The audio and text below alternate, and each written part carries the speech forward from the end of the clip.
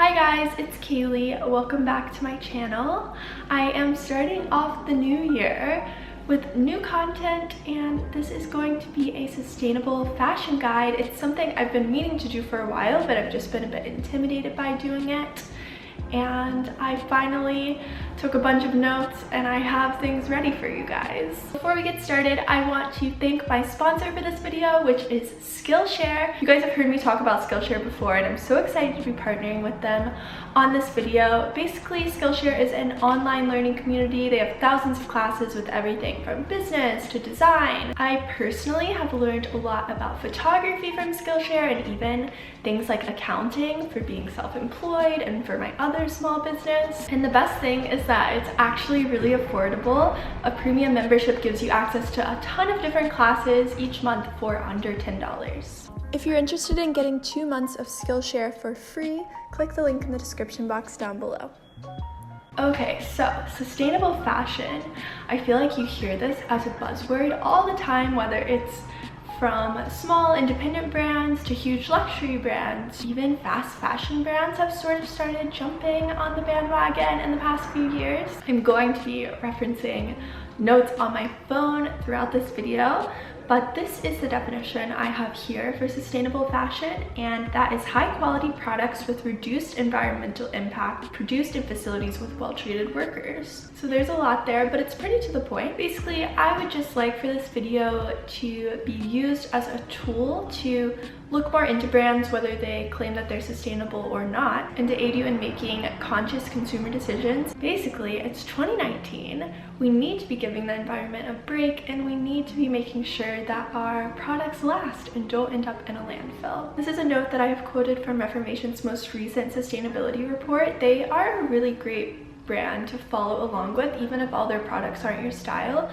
They do these massive but also consumer-friendly sustainability reports each quarter and say where they're looking to improve, what they've done so far. In the last email they sent out, I think they did a really great job, so I'm going to be referencing that a couple times in this video. But listen to this. Up to 2/3 of fashion sustainability impact happens during the raw materials stage, so before the clothes are actually made, which I think a lot of people don't take into consideration how much pollution happens during the raw materials stage. I'm going to link an article down below that goes through the waste created during a garment's production cycle, everything from the very beginning to the end, and I think it will provide a lot of insight if you don't have that much prior knowledge of how garment manufacturing works. But here are some of the things that you take into consideration when you're determining where a fiber falls on the sustainability scale.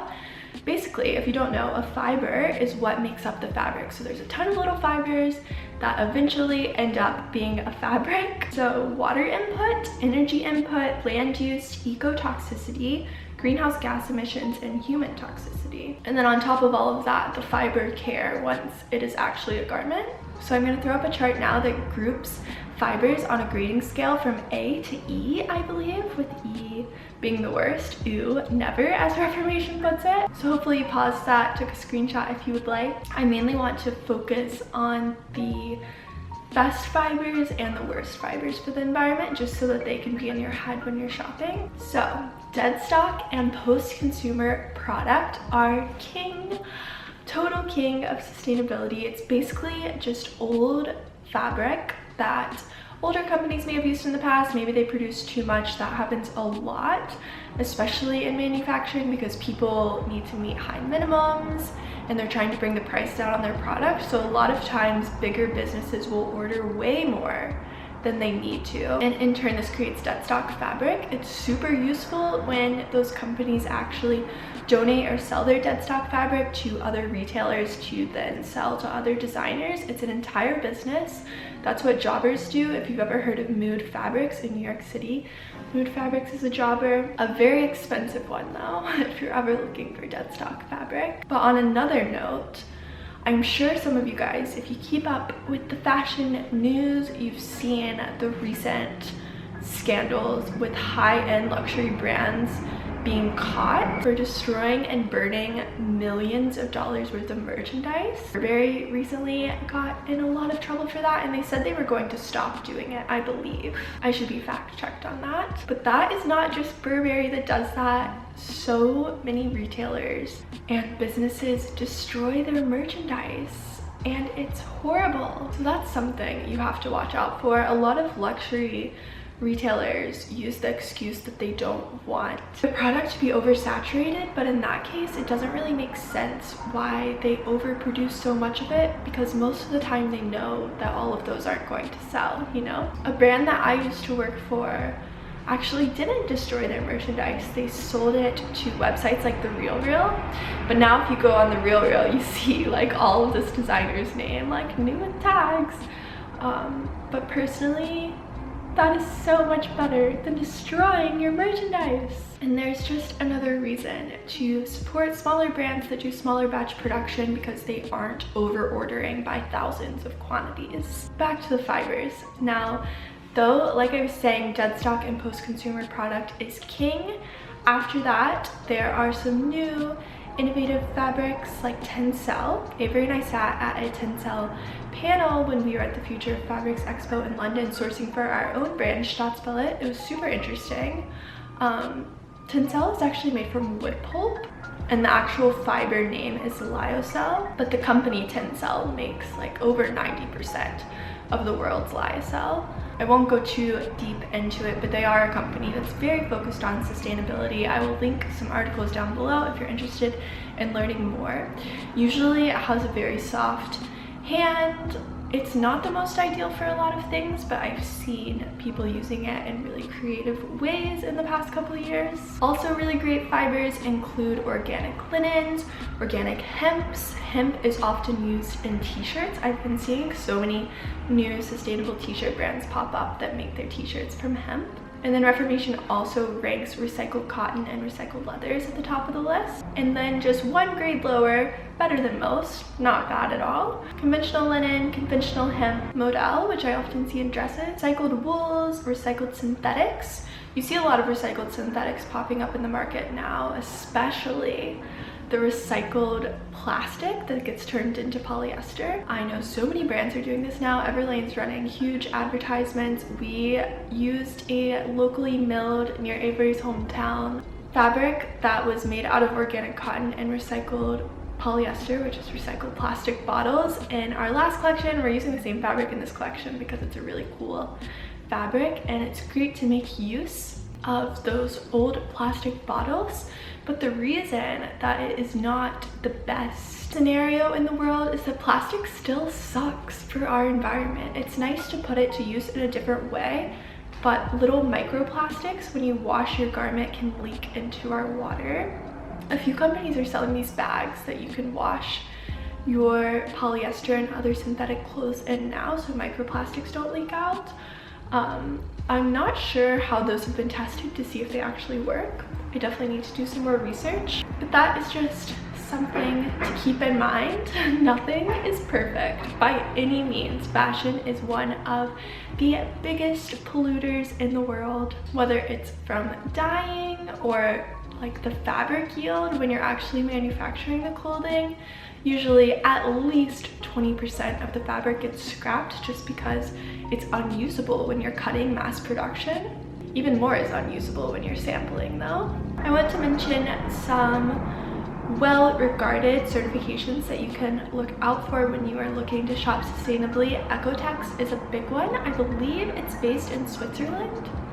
I watched an entire panel on this, I can't remember, but the Ecotex 100 is one of the best certifications that you can get for your fabric. They're super strict on what happens in the background of manufacturing, and GOTS is one of the other major popular certifications to look for. Now these are the bad guys who are super environmentally and socially intensive, and you should just not extensively purchase, or if you really have it in you, don't purchase at all. This one might surprise some of you because I didn't even know this until like 7 or 8 months ago how bad it really was, and it's mohair. I didn't realize how cruel the mohair industry was and all of the other aspects of it. I will find some articles to link down below for you guys. If you don't know what mohair is, it's that super, it kind of looks like fur, super hairy wool. That doesn't make it sound that luxe. A lot of luxury retailers use it. And it's not an inexpensive fabric by any means. I'll flash some photos up on the screen so you know. But mohair is a no, Angora is a no. That's another sort of wool. Spandex is a no. That is really tricky for the athletic industry, and it's something that people are currently trying to tackle. Fur is a no for many reasons, and leather, at least for Reformation, is a no unless it's been certified or it's dead stock or it's some version of plant-based leather. Avery and I have been doing a lot of research on plant-based leather as of recently. Not even that recently, like for the past year and a half, because we both eat a plant-based diet and we don't want to use real leather for our brand. The problem is that a lot of the vegan leathers that are out in the market now are cheap and plasticky and not durable. And when I say plasticky, it's not that just that they look plasticky, it's that they are literally made out of chemicals that are harmful for our environment. There are some really cool startups coming out now, whether it's leather made from olives, leather made from apple waste. We have an entire swatch book back there. Avery just placed a big order for leather made from apple waste, which is so cool. And it is one of the realest seeming faux leathers we have found. And pineapple bark leather, which is really cool. It has this amazing texture. So those are some to look out for in the stores soon. I want to talk a little bit about production and production facilities for a moment. It's always smart and the more sustainable route to shop locally. A lot of times you will see sustainable brands manufacturing in their home country where they are based. Usually, but definitely not always, that means that the working conditions are better for the employees that are making your clothes. Quality control is more up to par, so less clothes are wasted and destroyed or thrown out. And the clothes also aren't moving all over the world before they get to the consumer. At the same time though, that doesn't mean that a brand can't be sustainable if they produce in a different country. Some countries definitely get bad rep. It's smart to look for factories that are certified in that case. So I hope this video has provided a bit more insight for you guys, and I hope that you'll check out the resources down below if you're at all interested in learning more. I encourage you, if you are shopping, if you can't find information about a business's sustainability goals, I encourage you to email them, reach out to them on social media. It doesn't mean they're not trying, although sometimes when brands are hiding things, it's not the best sign. But just you taking the step to email or comment on their social media really does make a difference, especially for smaller brands. Just make sure that you do it in a kind way, a kind and encouraging way. If you have anything that you would like to add to the conversation, I would love to hear from you in the comments below. If you want me to do a follow-up video talking about brands that I found that are actually sustainable, definitely let me know, and I would love to hear about your favorite sustainable brands below as well. With that being said, I hope you guys are having a great new year, and I will see you soon with a new video. Bye!